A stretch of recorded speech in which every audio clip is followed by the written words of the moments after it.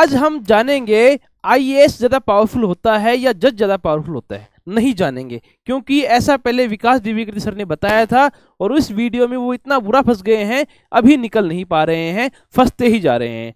आज हम बात करेंगे कि वास्तव में बात क्या है, क्यों है और कैसे है। हालांकि जो मुकदमा कोर्ट में है उसके ऊपर हम टिप्पणी नहीं करेंगे, क्योंकि करना भी नहीं चाहिए। कोर्ट में कोई प्रकरण लंबित है, उसके ऊपर टिप्पणी करना बिल्कुल गलत है। कहीं ऐसा नहीं हो कि जो टिप्पणी कर रहे हैं वो भी फंस जाएं। लेकिन सामान्य जागरूकता के कारण आपको ये बात मैं बताना चाहता हूं कि क्या क्या बोलकर विकास द्विवेदी सर फंस गए हैं। और आज हम बात करेंगे, इस चीज को जानेंगे कौन सी कोर्ट में क्या और क्यों केस चल रहा है। अब तक जो आपने न्यूज चैनल पर देखी हैं, किसी यूट्यूब चैनल पर देखी हैं, हो सकता है वो बातें आपको विश्वसनीय नहीं लगी होंगी। मेरी बातें आपको विश्वसनीय इसलिए लगेंगी क्योंकि मैं खुद राजस्थान हाई कोर्ट का एक कर्मचारी हूं। पिछले 7.5 साल से मैं सरकारी सेवा में हूं, जो कि पहले मेरी उदयपुर पोस्टिंग थी, अभी मेरी पोस्टिंग कोटपुतली में है। अब हम बात करेंगे कि क्या क्या बोलकर कहाँ चीजें फंसी हैं विकास द्विवेदी सर के बारे में। चलिए अब हम बातें करते हैं शुरू। पहली बात, विकास द्विवेदी सर को कोर्ट ने क्यों घसीटा। ये शब्द इसलिए इस्तेमाल किए जाते हैं कि बच्चों में अट्रैक्शन पैदा हो, घसीटा लपेटा। हालांकि इनका कोई आधार नहीं है, कानूनी आधार नहीं होता है। हम बात करते हैं शुरू। देखो, अजमेर जिला राजस्थान का एक जिला है, वहां कोर्ट है अतिरिक्त सिविल न्यायाधीश एवं न्यायिक मजिस्ट्रेट। मतलब सबसे जो शुरुआती स्तर की कोर्ट होती है, judicial magistrate court, civil court, वहां की बात है। अजमेर की 2 नंबर कोर्ट है, जहां पर एक परिवादी है कमलेश मंडोलिया, जिन्होंने एक परिवाद पेश किया था। परिवाद मान लो फौजदारी परिवाद था विकास द्विवेदी सर के खिलाफ।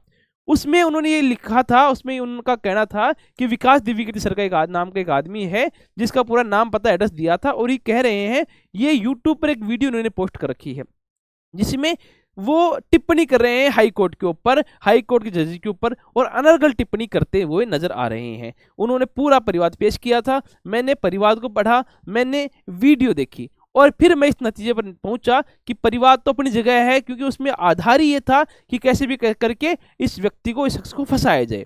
मतलब जो उसकी कमियां थी वो वहां पर बोली जाए, ये तो परिवाद का आधार होता है। अब बात करते हैं विकास द्विवेदी सर के बारे में। वो एक्चुअली एक वीडियो में बता रहे थे, अपने बच्चों को समझा रहे थे कि हाई कोर्ट और जज में, इसमें जज में और सरकार में या आईएएस में कौन पावरफुल होता है।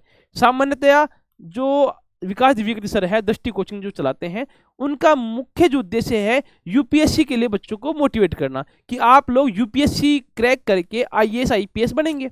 और वो किस प्रकार से आपको एक पोटेंशियल फील होता है ना, जैसे मान लो मैं अभी चतुर्थ श्रेणी कर्मचारी की वैकेंसी के लिए बच्चों को पढ़ा रहा हूँ, तो मैं यही कहूंगा ना कि चतुर्थ श्रेणी जो कर्मचारी है राजस्थान हाईकोर्ट की, वो और एग्जाम से कैसे आपको लाभदायक है या फिर कैसे पावरफुल है। तो सामान्यतः वो भी ऐसे बता रहे थे कि किस प्रकार से एक आईएएस ज्यादा पावरफुल होता है बजाय जज के। ठीक है जी, उसमें वो ये समझा रहे हैं बच्चों को कि एक डिस्ट्रिक्ट जज बनने के लिए कम से कम आपको ये मान के चलो 40-42 साल की उम्र में आप डिस्ट्रिक्ट जज बनते हैं, और इधर आईएएस आईपीएस अगर बनते हैं, मान के चलो 21-22 साल की उम्र में आप आईएएस आईपीएस बन जाते हैं, 5 से 6 साल, 26, 27, 28 साल की उम्र तक आप लोग एक जिले के मालिक, कलेक्टर या एसपी बन सकते हैं। हालांकि जुडिशरी एक अलग सिस्टम है, उन्होंने काफी तारीफ भी की थी, लेकिन कुछ ऐसे 5 से 6 पॉइंट थे जहां वो बोले और वो फंस गए। कमलेश मंडोले जो एडवोकेट हैं, उन्होंने परिवाद पेश किया और वो आधार लेकर आए, और बाद में यही हुआ, कोर्ट ने प्रसंज्ञान ले लिया। चलो बात करते हैं, ये घटना है 8 जुलाई 2025 की, जिस दिन कोर्ट ने ये आदेश जारी किया है। अब हम बात करते हैं इसके बारे में। कमलेश मंडोलिया जी की जो शिकायत थी उसके ऊपर, ये देखो विकास द्विवेदी सर का पूरा नाम पता आप पहचान जाएंगे, ये वही विकास द्विवेदी सर हैं जो कि दृष्टि के नाम से कोचिंग चलाते हैं, संस्थापक है और प्रबंध निर्देशक है। उनके खिलाफ बीएनएस की धारा, पहले आईपीसी हुआ करती थी, अब वो भारतीय न्याय संहिता की धारा 356, 1, 2, 3, 4 इसके सब क्लोज है, इनके आधार पर या फिर इन धाराओं के अंदर प्रसंज्ञान ले लिया गया है। आप इसको ऐसा समझ लीजिए, इसमें 2 साल तक की अधिकतम सजा का कारावास प्रावधान है, और साथ में जुर्माने का भी प्रावधान है। आपके लिए काम की बात इतनी सी थी कि 356 जो धारा है आईपीसी इस बीएनएस की, इसमें सजा कितनी है, तो आप मान के चलेंगे 2 साल तक की है। अब सजा होती है नहीं होती वो तो कोर्ट के ऊपर है, दोनों पक्ष आपस में अपनी दलीलें रखेंगे, कोर्ट किस नतीजे पर पहुंचती है वो बात की बातें हैं।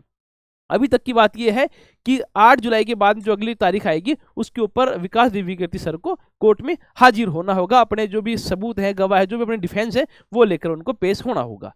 ठीक है, अब आपके मन में सवाल होगा क्या जाते ही जेल हो जाएगी? नहीं, ये एक असंज्ञेय अपराध है, संज्ञेय अपराध है जिसमें कोर्ट ही डिसाइड करेगी जेल में जाना है नहीं जाना है, सीधा पुलिस गिरफ्तार नहीं करती है। विकास दिव्यकीर्ति सर जाएंगे उस दिन अपनी जमानत मुचल की पेश करेंगे, अपनी जमानत जो भी है वो कोर्ट का विवेक है क्या करती है, लेकिन सीधा उनको जेल अभी नहीं हो रही है। जिस दिन निर्णय होगा फाइल का केस का उस दिन उनको जेल होगी या नहीं होगी बाद में तय होगा।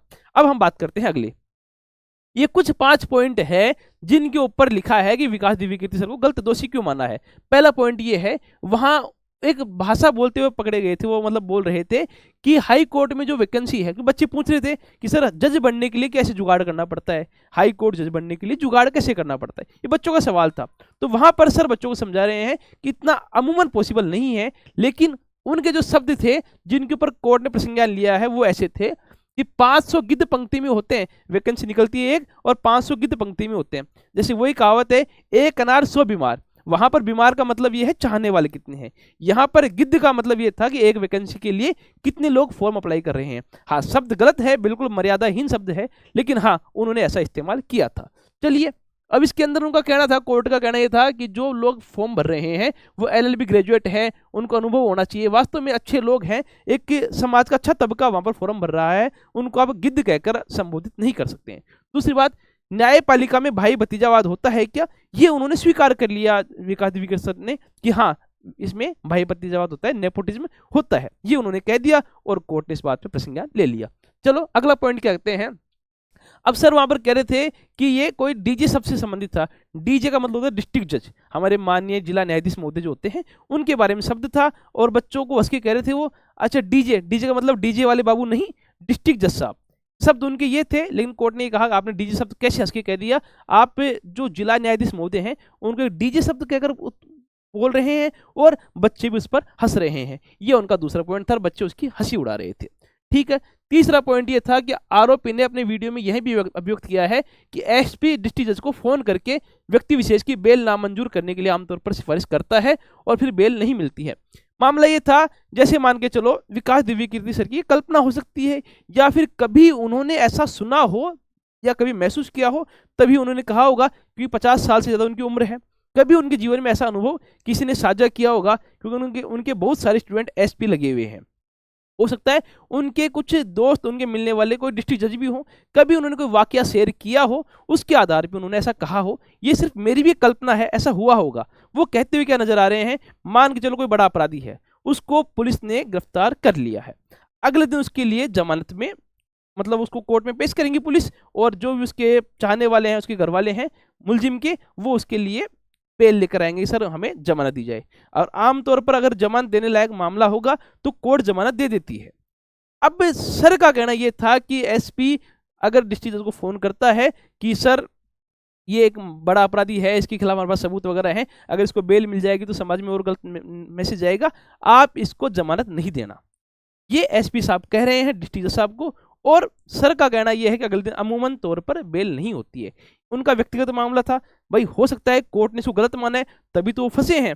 अब सही क्या है गलत क्या है वो बाद की बात है, अभी की बात यह है कि कोर्ट ने इस बात पर प्रसंज्ञान लिया है कि आपने ऐसा कैसे कह दिया कि एसपी अगर डीजे को साहब को फोन कर देगा और उनको बेल नहीं मिलेगी, ऐसा हो सकता है क्या? नहीं। लेकिन कोर्ट ने कहा है कि ऐसा गलत है, आपको ऐसा नहीं करना चाहिए था। चौथा पॉइंट यह था कि जुडिशरी की सारी ताकत इसी भरोसे पर है कि एसपी को डीजी साहब ने कहा इसको गिरफ्तार करो और एसपी ने कह दिया मैं तो नहीं करता। हालांकि देखो मेन बात यह है, जुडिशियल जो अधिकारी होते हैं, न्यायिक अधिकारी होते हैं, उनके पास इतना ताना बाना नहीं होता, पुलिस फोर्स होती नहीं है, पुलिस फोर्स सरकार के लिए है, जज साहब भी काम कर रहे हैं, मतलब संविधान के लिए काम कर रहे हैं, और संविधान की रक्षा करना डिस्ट्रिक्ट जज का भी काम है और जो कार्यपालिका के अधिकारी हैं उनका भी काम है, पुलिस भी कार्यपालिका का अधिकारी है, हम सभी मिलकर संविधान की तो रक्षा कर रहे हैं, संविधान की पालना कर रहे हैं। तो डिस्ट्रिक्ट जज साहब ने अगर कहा है कि इसको गिरफ्तार करो, यानी कि उनका आदेश है कि एसपी इसको गिरफ्तार करे, तब एसपी का विवेक कहता है कि मैं गिरफ्तार करूं या नहीं करूं। पहली बात उसकी ड्यूटी है करना ही है। अगर एसपी कहता है मैं नहीं करूंगा, तो पहली बात तो सरकार की अवमानना कर रहा है, संविधान की अवमानना कर रहा है। तीसरा, कोर्ट ऑफ कंटेम्प्ट कर रहा है ना, कंटेम्प्ट ऑफ कोर्ट कर रहा है, कोर्ट की अवमानना, वो तो बहुत ही गलत है। तो ऐसा करता है तो फंस जाएगा। लेकिन सर का कहना यह था कि उनकी पूरी ताकत इसी भरोसे पर है कि वो इसको गिरफ्तार करे। जैसे मान के चलो एक बुजुर्ग आदमी है, उसके पास अनुभव है, ज्ञान है, लेकिन बाजू में दम नहीं है, तो क्या करें, उसके जो जवान लड़के हैं वो ही तो उसकी बाजुएं हैं, उनके अंदर ज्ञान नहीं है, बुद्धि नहीं है। इसी प्रकार का मिलता जुलता मामला आप इसको समझ सकते हैं। चलिए, तो ये मान के चलेंगे कि हाँ, अगर एसपी मना करता है तो वो बहुत गलती कर रहा है, और सर ने ऐसा कहा है कि ऐसा नहीं होता है, तो क्या ये मजाक का पॉइंट था? यानी कि कुल मिलाकर ये कहा गया था कि जुडिशरी की मजाक बनाई है विकास दिव्यकीर्ति सर ने। हालांकि उनका उद्देश्य ये नहीं था, क्योंकि बहुत समझदार प्राणी मैं उनको मान सकता हूँ, उनका उद्देश्य मजाक बनाना नहीं था, बस वो बच्चों को समझा रहे थे कि ऐसा ऐसा अमूमन तौर पर होता है। हालांकि कोर्ट में मामला चल रहा है, उसके ऊपर हमें टिप्पणी नहीं करनी चाहिए, लेकिन हाँ, जनरल हम बातें यहाँ पर करते हुए आ रहे हैं। अगला पॉइंट यह था, इस वीडियो में यह भी देखा जा सकता है कि किसी प्रकार के आरोपी द्वारा यह प्रकट किया गया है, अकेले में जिला जज को जिला एसपी द्वारा डांट भी दिया जाता है। देखो, इस वीडियो में ये पॉइंट ये था कि वो कह रहे थे कि जैसे मान के चलो एक कोर्ट है, जज साहब बैठे हैं, डिस्ट्रिक्ट जज साहब, वो एसपी को डांट दिए, फिर होता है कि वो वापस, जैसे मान के चलो वापस मिलते हो अकेले में, फिर एसपी कह दे आप सर को, आप मुझे डांट कैसे दिया, ये तो गलत हुआ, अच्छी बात थोड़ी, हम साथ मिलते हैं ऐसा।